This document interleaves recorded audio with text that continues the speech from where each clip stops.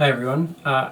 Lots I could add to the video, and I wasn't intending to, but I realized a day later I didn't touch on the use of copper in stills. And I just did want to touch on it because it is important, and often copper is used in marketing as something unique. It's essential to distilling, it's not unique. Every still is going to have copper in it. Either it'll be made from copper or it'll have a significant amount of copper in it. Now, why is that? Copper does some other stuff, like it's helpful for heat transfer, so if you want to heat up your beer or cool down your vapors in the still, it's helpful. But really, the reason why we need copper in distillation is because as you're fermenting your distiller's beer, a number of sulfurous compounds get developed. And in distillation, what we do is we are selectively concentrating different compounds.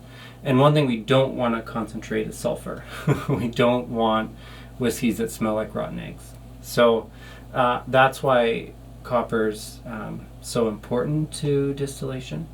There are some distilleries in Canada that use stainless steel stills, but even within those stills there'll be lots and lots of copper to take the sulfurous compounds out.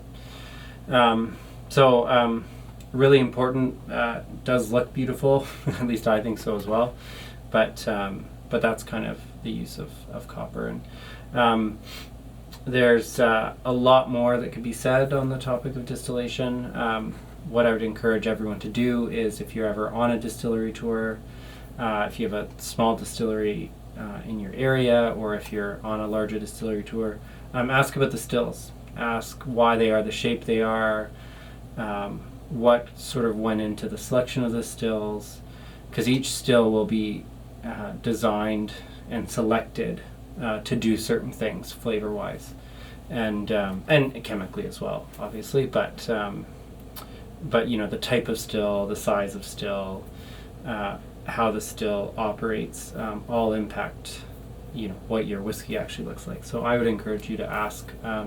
It's one of the more interesting and variable things between distilleries is the still, so it's worthwhile asking about if you're on a tour.